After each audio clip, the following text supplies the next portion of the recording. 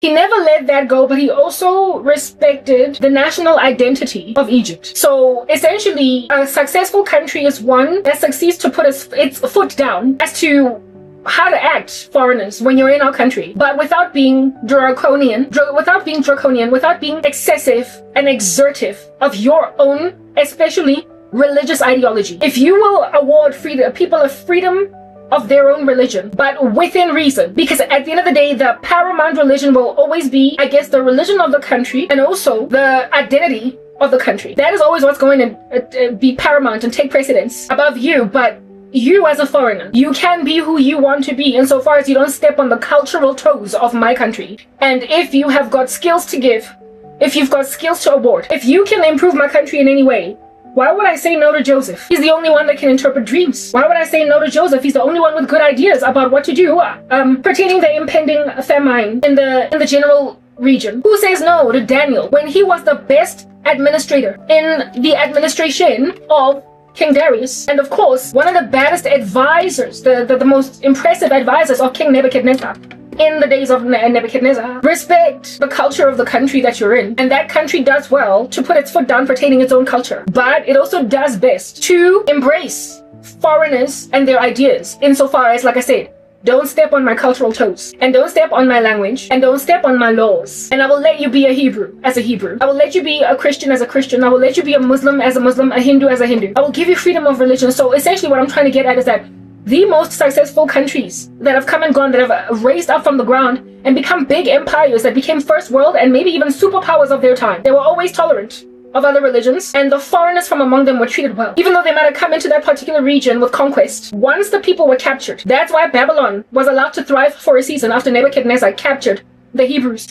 What do you call this thing? Once you have captured them, once you have essentially couped, if a coup is what happens, once the conquering has happened and the war has been won by whatever side, the side that wins, it'll succeed with its win. Insofar as the foreigners that have been essentially the not war criminals, but the war prisoners, if at all the war prisoners like Jehoiakim in Babylon are then after that treated well, if the slaves are fed, if they're allowed to build their own houses and maintain their religion, but don't step on my Babylonian toes, they will thrive. And God awarded prosperity to Babylon because it was good to Daniel, to Shadrach, Meshach, and Abednego. However, having initially done what? Disrespected the religion of Shadrach, Meshach, and Abednego. Nebuchadnezzar he got a bright idea to hook up a big statue in the center of his town, and upon certain music being played, people were not supposed to worship. Shadrach, Meshach, and Abednego, of course, wouldn't buy it. And so Nebuchadnezzar was met with the fate of seeing the fourth man in the fire and his own soldiers dying. And then, thank God, he learned a lesson and did not insist again that they do this thing. And after that, promoted the men. And what happened? His Babylon thrived. Similarly, too, he was going to kill all the wise men of Babylon because he had a frazzling dream that he couldn't remember. And these wise men could not figure it out until he sent a decree to kill all of them.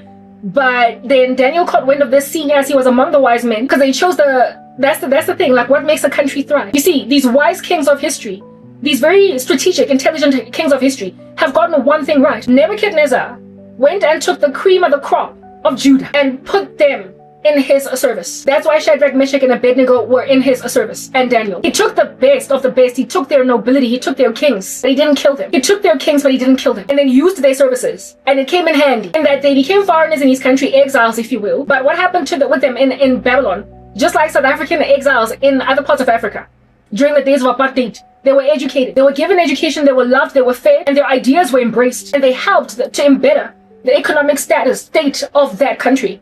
And then they came back home and blessed the country with the gifts they acquired in foreign lands because they were given leg room to thrive, to grow, to beef up. Nebuchadnezzar did the same thing. He was smart enough to understand that we're not going to do what the Assyrian Empire did. That's why it fell. You indeed can, with just an iron fist, try to handle foreigners or nations about you that you conquer. But iron fists always get overwhelmed by the wrath of God, because he lives, right? God exists. So God will always raise up a structure that fights too much of a tyrant, and the Assyrian Empire was brutal. It was violent. It prided itself in displaying the impaled heads of defeated peoples. The Assyrian Empire, who were the first empire to overwhelm Israel, the northern part, the 10 tribes that split from, is it Rehoboam? Yeah, in favor of Jeroboam. Rehoboam, of which was the son of Solomon, because of the sins of Solomon and in his insincerity towards God. God gave the kingdom to Jeroboam, Jeroboam of which was not of royal lineage, but he was given the kingdom, and if at all he had honored the Lord would have honored him.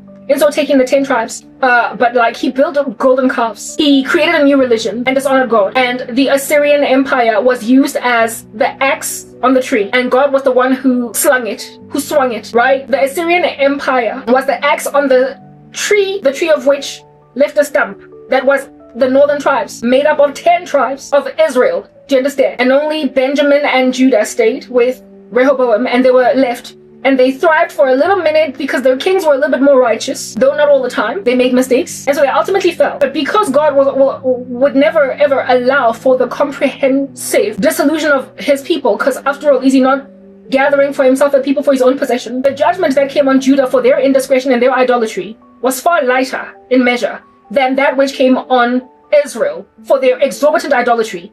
As a result of the brand spanking new religion that Jeroboam started, and the Assyrian Empire prided themselves. Why did they fall? Why did the Assyrian Empire ultimately fall apart? Even though it was the axe on the tree that the Lord used as a vessel of judgment on Israel for those golden calves, for that false religion, for all that idolatry, for their Ahab, for their Jeroboam, for their crazy kings. What did God allow? He allowed the scattering of his people. God allowed for the scattering of his people, but right now we are talking about the fall of the Assyrian Empire. I'm trying to help you understand what makes kingdoms fall. The fall of the Assyrian Empire. Violence, intolerance, arrogance, bloodthirst, draconian iron fist, siege engines that leave no room for negotiation, and pride in carnage, and absolute disregard and dissolution of national identity and religion of captured peoples. The Assyrian Empire's strategy was always to destroy the identity of the peoples that they beleaguered, right next to no regard at all for their religion. They insisted on mixing peoples together so they would forget their identity, because they understood that unity, there is strength in unity. And so if you can disunify them by even fracturing their religion, you have succeeded. Like kings that have done that have whole scale systematically tried to destroy religions of the countries that they came into and took over, their countries always fall. And wise kings, whether it be by osmosis from the sky, so essentially the providence of God just giving a good idea to albeit a pagan king, or by study of history, as in look at canons, look at the world that has come and gone, where in successful empires, what did they get right? So if at all a new king researches kingdoms that stood strong for centuries, they came to find one common thread, and this common thread tended to be respect for the culture of those people, and especially their religion. If upon being your servants now paying you tribute as a king, and pleading their allegiance to you as a king, if you in that state allow them a freedom of religion, a freedom of also what their national identity, who they regard themselves to be, if you leave them in that state, but of course put your foot down as to what you expect from them, being your subordinates now, your subservience now, if you do that, your kingdom will thrive, because people then can live at relative peace in this season.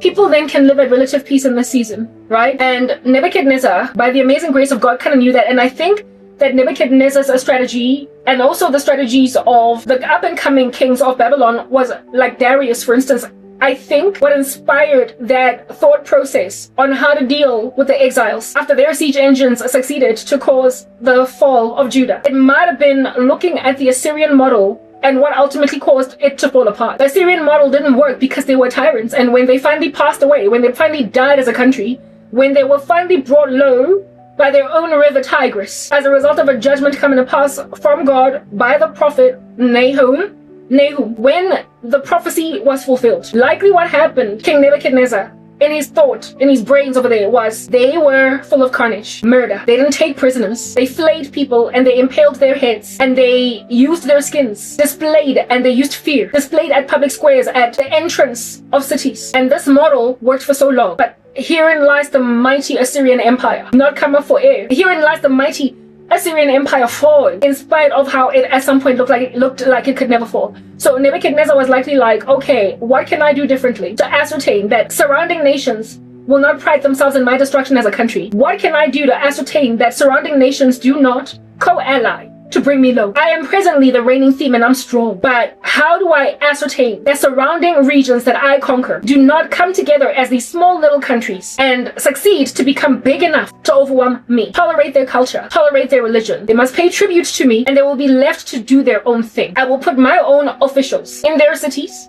I will put my own officials in their countries and they will respect my laws, and my own governors will essentially make sure that they don't fall apart, and I will assign their own people in positions of honor to report back to me. And if they can just respect that, they'll be left alone. If it wasn't for, is it Zedekiah? Yeah, I think it was Zedekiah. If it wasn't for Zedekiah of whom was the Hebrew king that I think replaced Jehoiakim, right? That was put there by Nebuchadnezzar. If he did not decide to ally with Egypt at the expense of Babylon, the siege on Judah that finally came, that the prophet Jeremiah prophesied, would not have come. They would not have ended up eating their own children after being sieged for 3 years. They would not have all been taken to exile. They would not have had their temple destroyed. And also they would not have had goods in the temple taken and sent to Babylon. So their temple would not have been desecrated.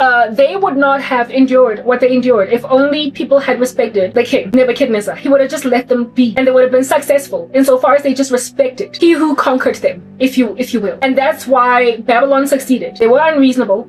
The prophet Jeremiah, if anything, the prophet Habakkuk was lamenting about injustice in the land, you will remember. And he just could not understand what in the world is going on. Why do the wicked prosper? And the core lament was because of the wickedness inside his own land, but also the Assyrian Empire that was wreaking havoc in these people's lives. And God told Habakkuk that I am going to judge Assyria through Babylon. And Habakkuk just couldn't get it. He felt like, how are you going to use an evil kingdom to destroy another evil kingdom? Ultimately, in the end, he said, though you slay me, yet I will always praise you. And ultimately, in the end, he got the point. He understood what God was doing.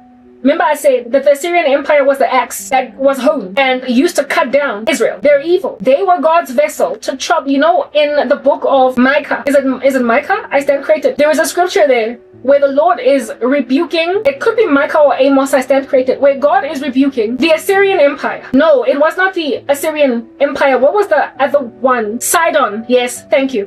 Sidon. No, well, there was a Sidon or Tyre. It was either the king of Sidon or Tyre. Either it was the king of Sidon and Tyre. I'm confusing the two, but I think it might actually be Tyre. I stand corrected, right? He was saying to Sidon at the time, who was very strong, or Tyre. Let's just say Sidon. No, let's say Tyre. Or let's say Sidon and Tyre. But I know it's not both of them, okay? He was saying to them, don't pride yourself. And I think it's in Ezekiel. It's Ezekiel. It's Ezekiel. And I think it's in Ezekiel 5. Again, I stand corrected. He was saying to them, do not pride yourself in being strong. Who's the one that saw the Lord seated on a throne? It was Isaiah. It was Isaiah. I'm sorry, I'm going around beating around the bush all over the show, but ultimately I'm getting to a point. You know that scripture in the Bible 6, yes, it's definitely Isaiah 6. The king of Sidon is used to also describe how pompous and arrogant the devil was. I will exalt myself above the stars of heaven. In the year King Uzziah died, I saw the Lord seated on a throne high and lifted up. And then he describes the seraphim over there. And then he goes on to speak about the devil who's like, I will exalt myself above the stars of heaven and I will be like God. That king thought he was so supreme. He thought he was untouchable, like he was MC Hammer, because he had amassed for himself so much wealth by his sheer philosophical talent. He was intelligent. He was successful in all of his feats and feared. Do you understand? And there was a lament against that king of, I think it's Sidon. I'd have to go in the Bible to correct which country it is exactly. But really, I'm not going in the Bible right now. Y'all do the mathematics, y'all do the research, please. It's one of the two definitely that I'm speaking about. He says to them how, and I think it is through in this particular state, the prophet, it is through one of the minor prophets. It could be Micah, but I stand corrected. That pomp and that arrogance of the king of Sidon or Tyre or whatever, the Lord says to them, how can you say that you're great and you've done it against all these nations that you've conquered how can the axe say I'm impressive and I'm excellent against the tree and have no regard for the one who swung it? The tree was honed by the axe and the one who swung it. How in the world can you pride yourself in being the axe when you're not even the guy who swung the axe? I am the guy who swung the axe. I'm the lumberjack. You are the axe. And Israel is the tree. So I used you to judge my people. So therefore do not pride yourself in your prosperity above my people, because I am the one that swung you, right? That is a similar thing here that I'm trying to allude to. When people have no regard for the one who swung them in order to bring down another structure, God always brings them low. And he did that with Nebuchadnezzar because the guy was in and out of sobriety. He ultimately died in sobriety. I believe Nebuchadnezzar is in heaven. But was he not of the imagination that he has built this Babylon all by himself because he was given wisdom? Was Nebuchadnezzar really given wisdom? By his sheer academic volition, by his sheer curiosity, and upon careful study then happened upon excellent military strategies? No. Nebuchadnezzar, even the Lord calls him his anointed, just as he called Cyrus his anointed. Herein lies pagan kings being called the anointed of God, chosen from eternity past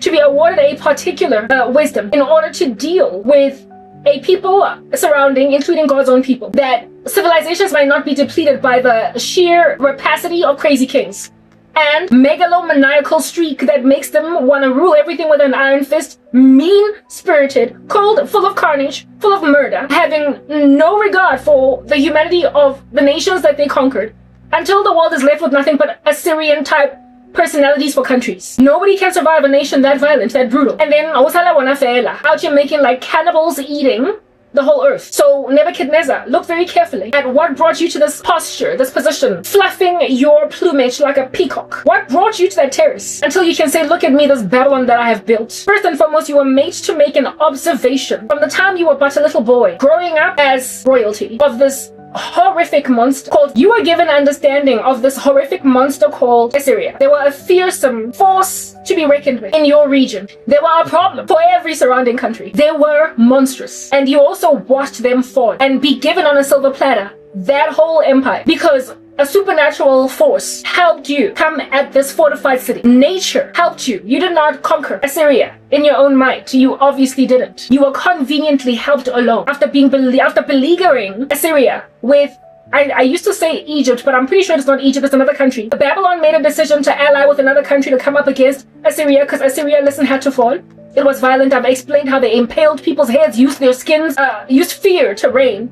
And Nebuchadnezzar and co, his allies, who are coming up against Assyria, because listen, this kingdom has got to fall. They were helped by nature. So herein lies God showing Nebuchadnezzar, nature coming against your enemy, that you might take your enemy. The Assyrian Empire was destroyed by the river Tigris. And because of the flooding that happened in the land over there, plundering, looting, and essentially ascertaining the flattened, maintained state of that empire was successfully achieved by the siege engine of Babylon, until ultimately then Babylon became the power of the time. And what then did Nebuchadnezzar do? He made a decision based on the observation of the way of running of the based on the executive personality of Assyria. Made a decision that I'm not going to be like him. Nebuchadnezzar was like, I'm not going to be like that. It's like a president coming in to a country after a tyrant that ran it for much too long, that would not be dethroned, that would not allow dethroning, and the president-elect of the opposition fighting for years to set free, reprieve a people from tyranny, and based on the observation of how the other person ran the show, then making a decision that I'm going to be entirely different. It, frankly, I think is what's happening in Iran today. Apparently, the crown prince's father, the crown prince Reza Pahlavi's dad, so the previous crown prince, was also kind of despotic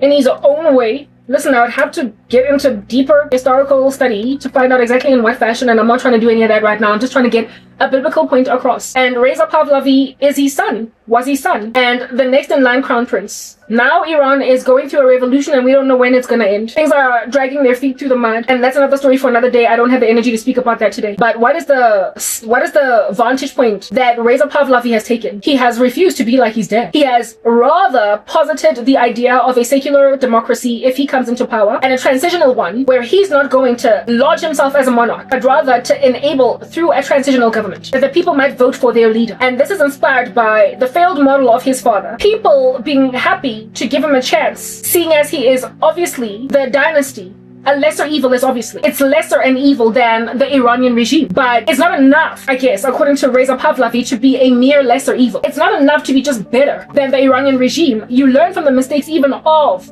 the fallen dynasty that you are the son of. So essentially he's much like a King Josiah that came from Manasseh and Ammon or whatever. Though his dad, I can't really say was like Manasseh. That would be too extreme a description. because Manasseh was just wicked, right? But it's like a child coming up, making observations of the status quo and making a completely different decision as to how he's going to like take things going forward, all right? And so based on the model of his dad, he has chosen not to be his father's son. And based on the model of the Iranian regime, he has chosen not to be the Iranian regime. So where were the errors of his father? Essentially a monarchy that is somewhat kind of despotic, but it was far better than the Iranian regime. But it's not enough to be a lesser evil like the monarch. So get off the throne of monarchy and facilitate a transitional government. And of course, you're not going to shove Islam down anybody's throat, and neither their ideology. You're not going to maintain the current oppression because people want a different thing. So who has given Reza Pahlavi wisdom for a secular democracy and a transitional government that is going to cause people to... Who has awarded Reza Pahlavi the wisdom for a secular government and a transitional government, a secular democracy and a transitional government that is going to facilitate for the voting of their leadership that they want in the future? And so essentially, likely erect another Iranian president. I found out the other day that Pezeshkian quit. At least he's not dead, because everybody be out here dying over there, aren't they? Anyway, all right, he got that. Where did he get the wisdom? Of course, like he didn't just wake up one day and be like, it just makes all sense under heaven. This is how things should go. He made an observation of the era of previous monarch and previous despot and said, I'm gonna do differently because what do the people want? So was he then on that day, is Reza Pahlavi, for instance, quote unquote, if he were to end up being what it is that is anticipated he might be for Iran, can he really say, if at all he succeeds with a secular government, if at all after the regime, the revolution happens, this becomes the eventuality? And by the time you see this video, maybe something might have fruition eventually over there. I'm speaking right now as of the 13th of June, and there is still a scuffle in Iran. So we don't know what's going to be the case, the status quo, by the time I share this content. But can Reza Pahlavi, should we hypothetically look into a future where this here has succeeded to be a thing, can he then chill on a terrace and be like, look at my Persia? Hey, can he say, look at my Persia, I have built it, I'm so wise, I came up with the bright idea to get over the dynasty and rather come up with a secular democracy? The dynasty will likely proliferate forth, much like what happened in the United Kingdom. There is a kingdom there, but there's also government. And we all know the fires that have been getting fought over there, clutch for power between the two structures, especially pertaining the Church of England and what is allowable to be taught over there versus not, who are non-conformist and who are conformist. And remember how, as a result of this tug of war between government and the kingdom, how these tugs of war at some points, in some parts, gave non-conformists freedom of religion to preach, and in other parts, because these two legs were fighting, refused to give freedom to the non-conformists. And so they were arrestable for simply giving the gospel because they were not adhering to what was the allowable gospel to preach by the Church of England. Like men like Matthew Henry and John Bunyan at different spots in their ministries were free to preach and not, because of the government and the monarchy at different times just being at odds and coming up with different laws depending on who was more powerful. So ultimately, however, what has happened, and we now see it today, Monaco, England, is that the monarchy and the government, at least on paper, don't have the right to interrupt or interfere in anybody's freedom of religion, no matter who comes into power and who is stronger at any given time. People on the ground are left alone with their religion. So even if King Charles goes awry and starts to speak smack on behalf of Islam in his nation that was built by Christianity, it becomes irrelevant. People can riot on the streets and complain, but nobody is chilling in the band of nonconformists anymore, because the Church of England is not out here dictating what people can preach at pulpits based on what either the monarchy has to say, given that it's now more influential today, or the government. So in Iran, there stands to be a structure of that nature where there is likely a kingdom operating monarchy right next to a secular government. And if they learn any lessons from the United Kingdom, they will know that if you fight over here for power, let's say Reza Pahlavi lives another 40 years and Iran has peace for those 40 years, maybe they vote him in as president or whatever, I don't know, like something gives, and then in his era, in his reign, in his season of living out the rest of his life, he's favored, and so it's peaceful in Iran. When then he goes out of power, then some other people rise to the forefront and are like, no, let's bring back the monarchy as the core power in the country that's going to then low-key dictate to the people what needs to happen. And then the government is like, no, we all voted for our rights, democracy, this is what's rather giving. And they clank swords.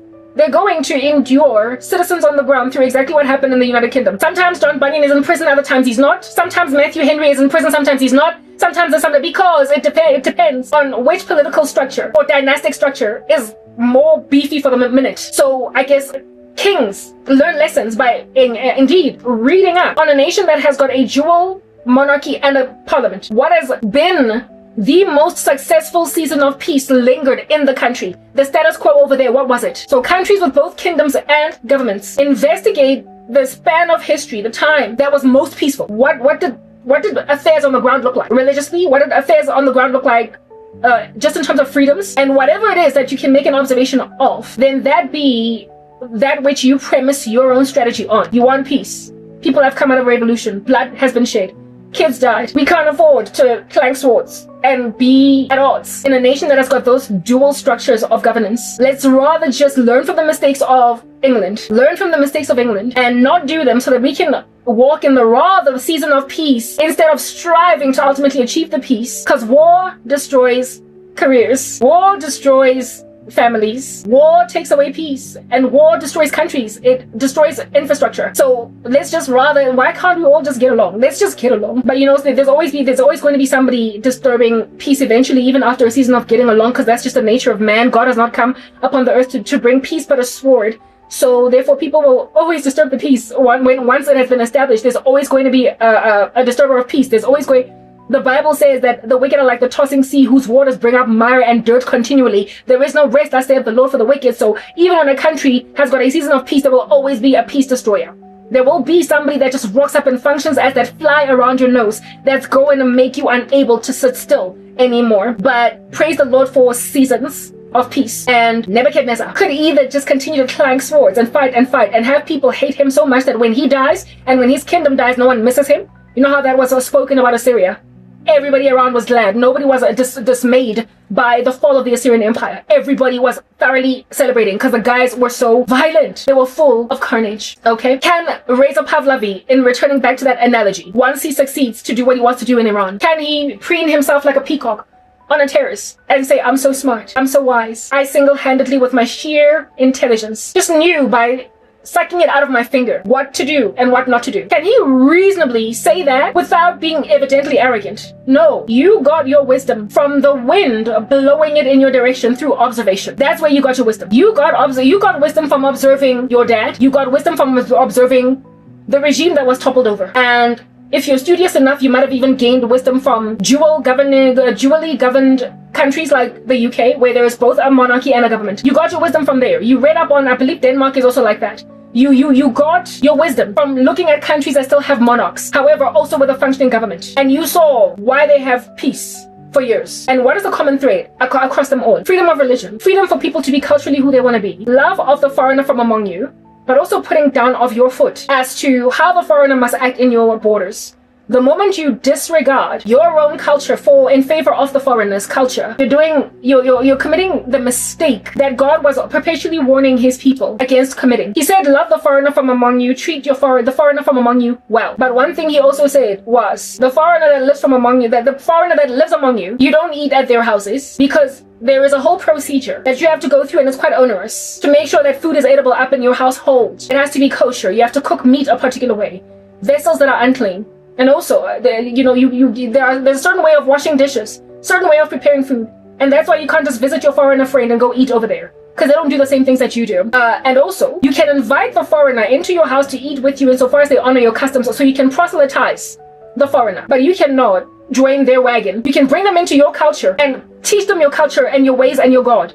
And so on that day, they can eat with you. But you don't go to their house and eat there. I guess maybe that's why there's so much anti-Semitism across the world. Jews can't just eat anywhere, especially when they're orthodox and very serious. Respect their rights, respect their religion, because there's quite a lot that goes into preparing Jewish food. And I understand, because God is the one that gave them those commandments, and they have yet to embrace their Messiah. So in the same way that Islam is yet to embrace Jesus, we don't get to shove we don't get to shove pork down their throats if they don't want it. So if at all you're going to feed your Muslim friend who has visited you for the school holidays bacon and eggs, and they don't want to eat, they're not being disrespectful to your mom who's made that beautiful breakfast in the morning. They're Muslim, so they must either bring their own food or not sleep over anymore at the house of their non-Muslim friend. On that day, you don't acknowledge the God of the Muslims. On that day, it's not like you're acknowledging the God of the Muslims as a Christian family or an atheist family and making their God your own.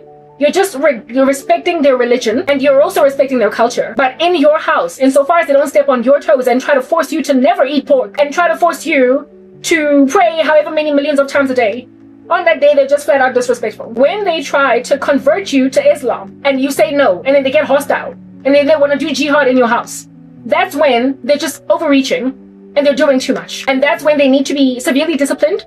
And what is the word that I'm looking for? Deported. That's when you must deport them from your house. Deport the monster from your house. Kick them out like a soccer ball because they have no respect for your customs while you had respect for theirs. It is possible to live at peace with your fellow man. That's why in the Bible it is written that if it is possible, strive to live at peace with your fellow man, insofar as it depends on you. So you respect the Muslim and their culture by, if you know, not feeding them pork when they come to your house, or allowing them, if they want, to pack their own lunch and their own food when they're sleeping over at your house because they need it to be halal. But you don't bring yourself down to their level and their God by cooking all your meals halal in the interest of respecting Muslim rules and traditions because you've got a guest now of honor in your house. No, you don't break down the walls of your house in order to accommodate a foreigner because they prefer a particular type of mortar to build the house. You tell them, this is our mortar that we live in, and we understand that you want to bring your own halal food here. You can do that. We will refrigerate it, and we will even follow whatever specifications of refrigeration and preparation. You can even come into the kitchen and prepare it yourself. When you're visiting my daughter for like a week on school holiday or whatever, we'll respect that. But you don't get to convert my daughter to Islam if she doesn't want to. Though you have a right to try and proselytize her for your faith, for your religion. But since I'm a Christian parent, I trust and I hope that my daughter will, in her own freedoms, reject your God gently and just say, listen, I'm Christian, I'm sticking to my story, and I can't eat the food that you have brought here to prepare because I don't want to eat food sacrificed to idols, unlike South Africa that is shoving halal food down everybody's throat. But I will respect you as you eat your own separate food. And as you want to break away from all of us for however many times a day to go and pray, I'll respect you as my friend. But you don't get to break down the bricks of my house, of my family, as a Muslim, with your Islamic agenda. On that day, we're going to deport you from the house, otherwise known as a whole entire country. On that day, you're going to leave, you're going to bounce, you're going to step. On that day, you're going to skedaddle like you ain't Jack. Because who do you think you are, right? That's kings like those are awarded. Kings who get that are ones who say, I'll collect a tribute from you and let you keep your language. Make sure that your children continue to grow up learning Hebrew or whatever. I won't insist that you learn Greek.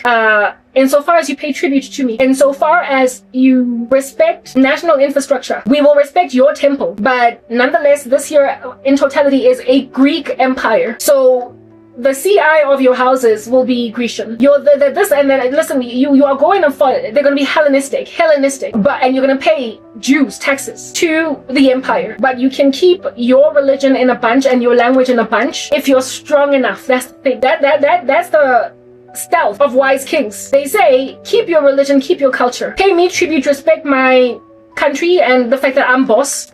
But if you're strong enough to resist Hellenistic culture, then I guess you get to stay a Hebrew of Hebrews. But watch how influential my people are going to be to make your sons partake in Greek Olympics, butt naked, defiling themselves with these practices that are so improper and so immodest as Jews. Nobody made them do it. Nobody shoved it down their throat. But Greek culture was so enticing to the Jews, to the Hebrews, that they couldn't help but do it. So a wise king essentially stumbles people that are not rooted in their culture and in their religion by stealth.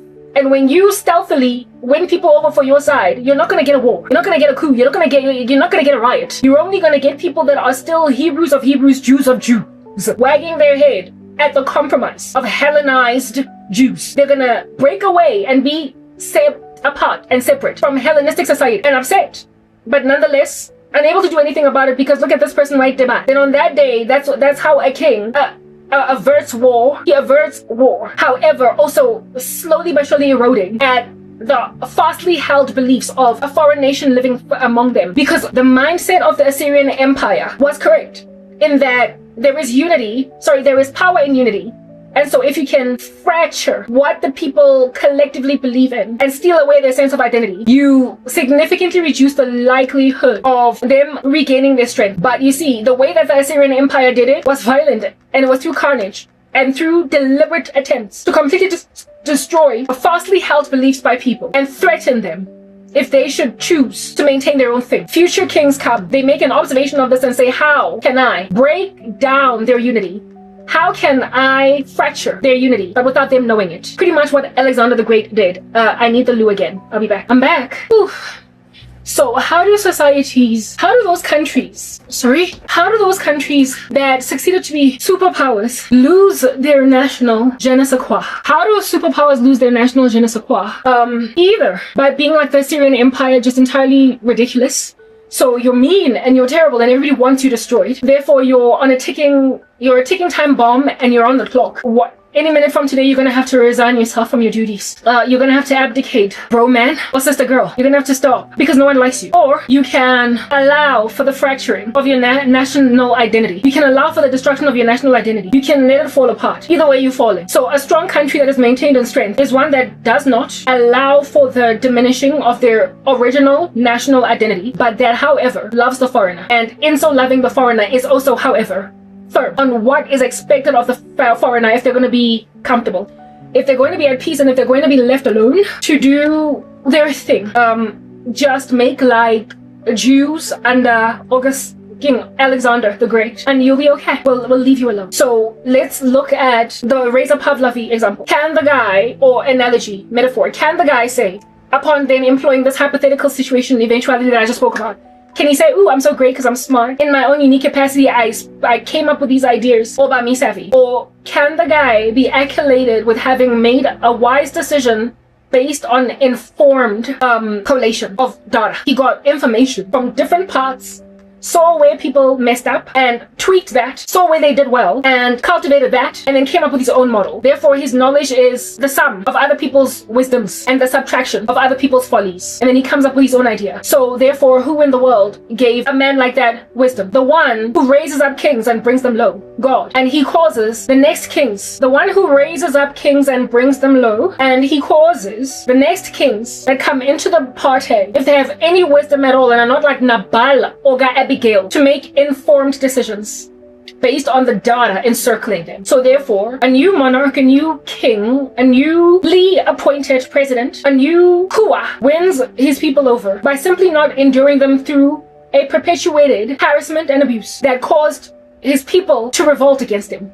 So if as a king you want to be loved, learn lessons from your predecessor and you will likely succeed to win the people over, because they tend to be taken over in a state of exhaustion. And if you can promise them, however well you keep that promise, some kind of semblance of rest, you do well. And so how do you promise a people that come into your kingdom as servants, as subservients, as subordinates, as subjects? How do you promise them rest? Essentially relieve them from whatever it is that oppressed them in the previous administration. Whether or not, like I said, you keep that promise is on you. And based on history, rarely ever do these new men and women that take on new reigns ever truly succeed to comprehensively award peace and rest, but they can be, by our fallible human standards, some kind of semblance of peace employed by a new king based on largely succeeding to keep promises to the people on the ground. So in this analogy, Reza Pahlavi would have succeeded to win this thing not of anything he has done, but of the wisdom of God, who raises up kings and brings them low, and gives wisdom even to pagan kings. God gives wisdom even to pagan kings for his own purposes. You know how it's written in God's word that for his servants that go through it in life, that the Lord has set apart everything for its purposes, including the wicked for the day of trouble. So a troublesome king has been raised up by God to be troublesome, that some purpose of God might be fulfilled. And a good king has been raised up as well for the same purpose, either delaying wrath and judgment or bringing restoration. Delaying wrath and judgment because God is slow to anger and abounding in steadfast love, not willing that anybody should perish but that all should come to knowledge of him. Or restoration because he is a magnanimous God that, albeit having judged his people at some point, restores them to prosperity, because time for the winepress of the wrath of God to out your overflow has come and gone. So now let's go back to the original question. What makes for a successful country? What, upon gazing at all of these the superpowers of the world, or kingdoms that have come and gone, what caused their nations to thrive until they became a superpower? And those that have fallen or have lost clout, what caused them to either fall or lose esteem? The thing that caused them to rise was in their power. They kept people with the freedom of expression and religion, but however putting their foot down on their own national identity. And what caused them to start falling, those that have fallen, because Greek fell, Greece, it fell. And the Roman Empire also fell. The British Empire, while it is still very strong, is nonetheless not as strong as it used to be. So it lost steam. And now today, America is not fallen. but it's losing steam. What caused the loss of steam or the fall altogether? In the spirit of tolerance, you forgot yourselves. In the spirit of tolerance, you forgot what made you strong. In the spirit of tolerance, you forgot your culture. You did not honor God's ways, observe his statutes to his people. In the Old Testament especially, where in the book of Leviticus and Deuteronomy, the books of Deuteronomy and Leviticus, there are so many laws there. And you might just read them on some, oh, thank God, we're no longer under the law. We're no longer under the law. So like so onerous. It's just so much to go through. But if you listen to those books carefully, there are some nuggets of wisdom you can gain here, even though you're no longer under the law. And you can see where God was coming from with that. And he told the Jews, don't eat with foreigners, though you can proselytize them, and once they're converted, they can come and eat in your household. Or when you're trying to give them the gospel, tantamount, or when you're trying to explain God to them, they can come eat in your house, but you can't eat in theirs. And if they're going to eat in your house, they have to partake in the ceremonial cleansings that you endure. So that's why it was so onerous even for foreigners to come and eat with Jews. They just had to go through so much. In order for them to not be regarded as unclean anymore or to sit at the same table as them, they had to go through rituals. So if a foreign girl or a foreign boy was willing to endure all those rituals, then the Jews would endure them through them before they could eat with the Jews. Otherwise, you don't get to even touch our food because frankly, you're like a leper. You can't chill in our camp. Right? The Lord told them, the foreigner from among you, don't be harsh. But one thing you cannot do. And so tolerating them and their religion, no. Tolerating that they have a different religion. You cannot mingle with them. You cannot eat with them. You can't marry them. And it's not about race. It's about allegiance. If that foreigner completely converts, your God will be my God. Your people will be my people. Thus saith Ruth, they're as good as any Jew. So you can marry them. Thus doeth Boaz. But for as long as they're maintained in their Moabite religions and practices, they're a foreigner among you. Treat them well. But they don't eat with you and you don't marry them. It's separatism. And that separatism is counseled by the Lord, and he says, be ye holy, for I am holy, be ye separate. Come out from her, my people, lest you should partake in her plagues. That separateness is a spiritual separateness that pleads allegiance to God, and not so much to race per se. And God awards culture. God awards culture. For instance, I am a Christian and I was born in South Africa with a certain culture, and this pre-existing culture within which I was born, I could no longer maintain when I came to Christ. In my culture, a heavily pregnant woman, for instance, cannot go to a funeral because it's a bad omen for the baby or whatever. Based on what? Ancestral worshipping beliefs. So therefore, you'd be considered quite taboo as a black person to go to a funeral when you're 9 months pregnant, when you're 8 months pregnant.